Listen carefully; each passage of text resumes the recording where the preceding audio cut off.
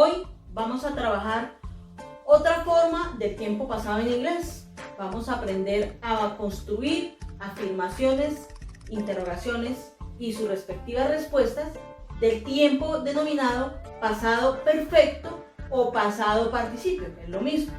Primero, ¿cuándo se utiliza el pasado participio? Se utiliza cuando vamos a hablar de una acción, algo que sucedió en el tiempo pasado, pero antes de otra acción.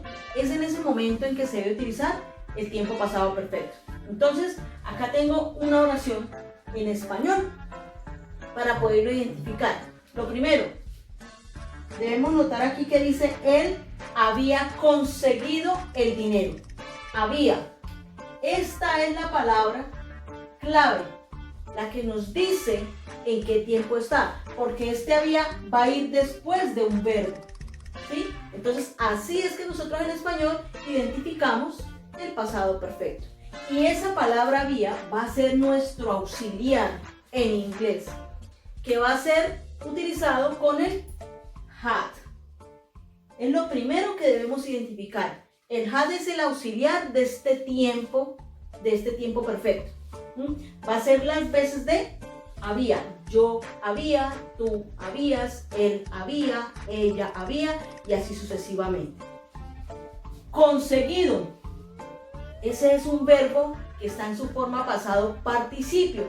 Recordemos que para este tema es vital tener claro nuestros verbos. El vocabulario de verbos es indispensable. Identificarlos así como se empezaron a identificar cuando se trabajaron el pasado simple y el presente perfecto, que es verbos irregulares y verbos regulares.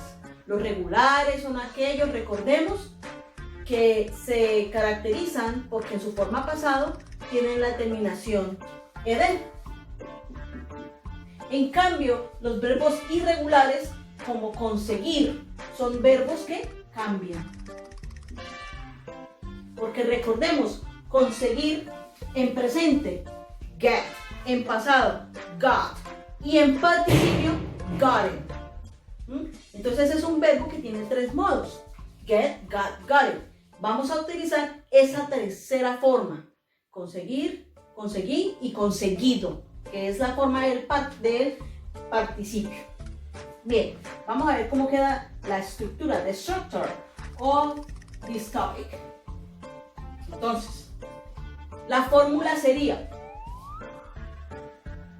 colocamos un subject, que es el sujeto, puede ser en este caso un pronombre personal. Luego vamos a colocar nuestro auxiliar, had, que va a ir con cualquier sujeto, siempre va a ser el mismo, plus a verb, pero el verbo va a ir en su forma participio o su forma pasado perfecto. And a complement. Aquí, en este complemento, nosotros en esta oración de ejemplo tenemos el dinero, pero podemos saber que en este tiempo perfecto se utilizan mucho las expresiones de tiempo, ¿sí?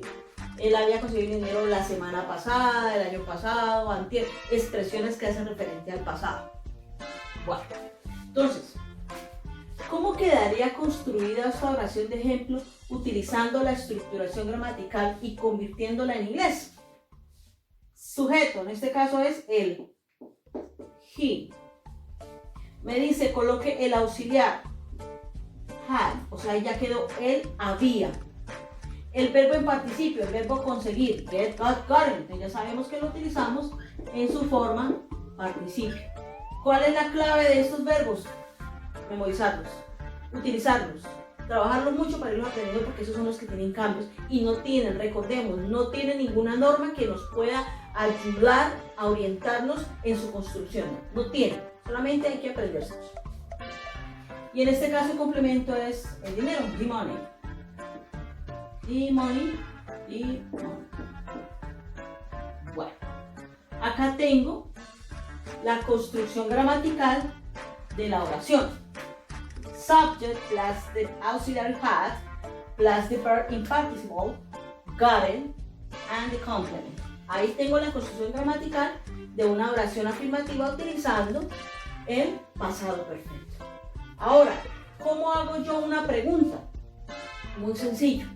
Lo mismo que hicimos en el presente. ¿Qué hicimos? En el presente perfecto. Un switch. Recordemos que es un switch. Un cambio de lugar. Entonces, vamos a cambiar de lugar el auxiliar con el sujeto. Nuestra fórmula gramatical, ¿qué le sucede? Entonces, primero va a quedar el had, luego el sujeto, the subject, el verbo, el cual siempre va a ir en su forma participio o perfecto. Siempre, no va a haber un cambio como en el pasado simple, que cuando utilizábamos did afectaba al verbo. No, aquí no. El verbo siempre va a ir en forma participio, plus a complement, más un complemento, y obviamente el question mark. Entonces, ¿cómo quedaría esta oración de pregunta? Pues sencillamente, como nos indica la fórmula, cambiamos de lugar el auxiliar con el sujeto. Quedaría had he gotten the money? Siempre con el acento de la pregunta. Had he gotten the money? Bien. 4 respuestas. Bueno, afirmativas y negativas, pero veamos las formas cortas y las formas largas para que tengamos más opciones. No olvidemos, siempre por formalidad, yes. ¿Quién responde? Este muñeco, he, yes. Vamos a decir sí, ¿cierto? Y con el auxiliar que preguntan, responden, yes y had. Esta sería la respuesta corta. Ahí que dice sí. Literalmente, él había, pero nosotros no vamos a hacer una traducción literal, sino una interpretación. Y esta es la respuesta corta. Por formalidad, esta es la corta. Ahora la larga. Sí. Él había conseguido, gotten the money.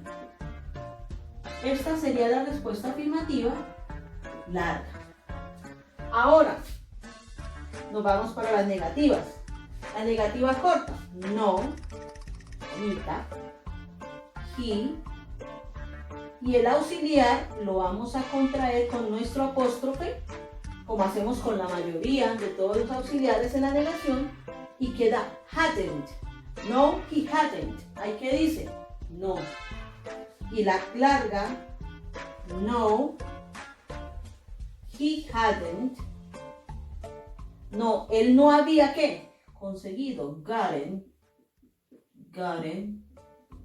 the money.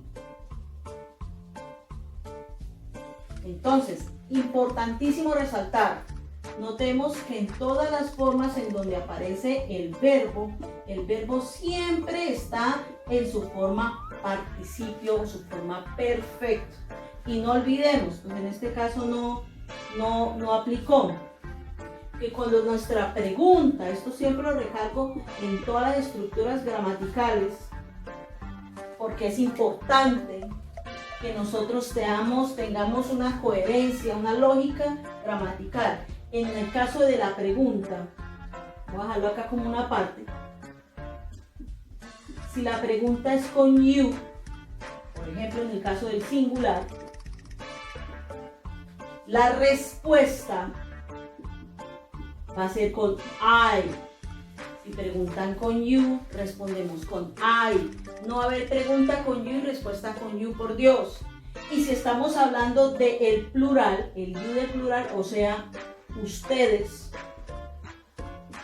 la respuesta ¿con qué va? Pues con we, de nosotros. Tú se responde con yo o usted. Ustedes se responden con nosotros. Eso es importante, ¿sí? Entonces acá tengo la construcción gramatical de tiempo pasado perfecto. Es muy sencillo. Lo importante es tener vocabulario de verbos, pilas con los verbos. Muchas gracias.